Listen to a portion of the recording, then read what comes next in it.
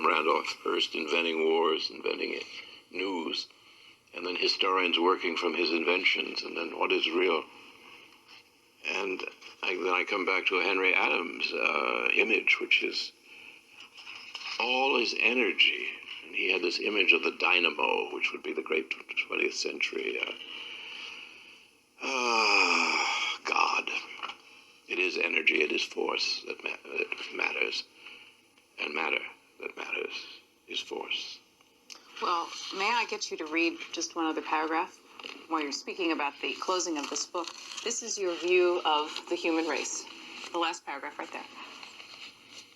As for the human case, the generation of men come and go and are in eternity no more than bacteria upon a luminous slide, and the fall of a republic or the rise of an empire, so significant to those involved, is not detectable upon the slide, even were there an interested eye to behold that steadily proliferating species which would either end in time or, with luck, become something else, since change is the nature of life and its hope.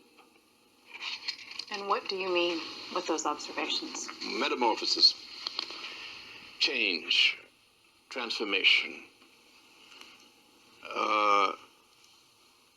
Before I get to that point, I've already got Aaron Burr coming back, and some of the characters are coming back. It's now the year 2000, and we're in Ravello doing a TV program. And the young director, who is Aaron Burr, come back. It's a descendant of Burr. And I asked him, what are you going to do this time, since I'm not the writer anymore? Oh, he said, I'm not going to bother with politics, but it'll be something different, more vast. I said, oh, you mean the internet? No, he said, larger than that. I think the next thing is a restructuring of the human race physically, that this is now a possibility, that with genetic experiments, we can evolve a new kind of human being. Now, of course, we can evolve a monster or an angel or a cross between the two. But I think if there's a human race in 1,000 years, we won't look anything like we do now. I'm not saying that in the book because I'm not going to end with anything technical or pseudo-technical. But if we are to survive, otherwise we will die. I mean, the planet is clearly dying. We're running out of water. The air is polluted. There are too many of us, and we've used up too much of the planet. So either we escape to another planet, which we will. So I use the image of bacteria. We're like bacteria. The planet is our host, and we're eating it up because there are too many of us. So either we die out, or we transform ourselves. That's my message to the troops. Next, for Gore Vidal's Albuquerque, New Mexico. Mr. Vidal, first I want to say that throughout my life I've learned history and social critique through the works that you have done. And I think I have read more books by you than any other person on the planet ever at any time. Second, I want to say something about an experience I had 25 years ago when I tried to meet you psychically, and I ended up in the Beverly Hills Hotel, and maybe you'll recall that moment, and my friends were there, and I told you this experience, and you were most gracious to me, and for that I'm very appreciative.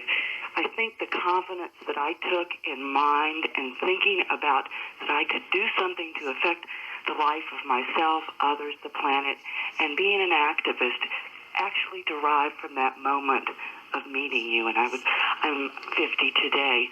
Now, my question 25 years later, or from that time, is that in your books it seems to me that you actually transcend time and space. Do you feel that there's another energy that motivates you as well as the research?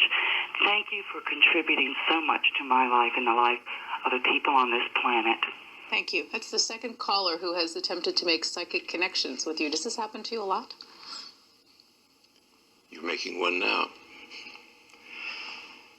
I don't know about this other force. We're certainly all interconnected. We all go back to the Big Bang.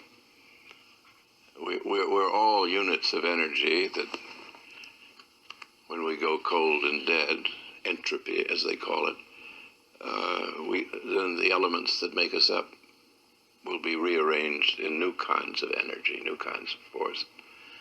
So in that sense, we are agreeably immortal. Though the consciousness that is Jane and the consciousness that is Jack is not going to continue. But the material, the matter that makes us up, does go into new arrangements.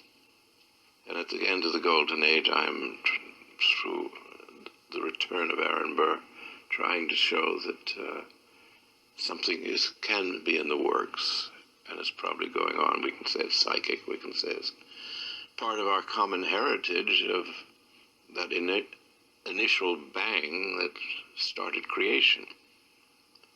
What it is, where it is, we still don't know. It's a pity. It's like being handed a mystery story, and you get interested in it halfway through, so they take it away from you. And, oh, you don't need to know the end. Next call is from Vicksburg, Mississippi.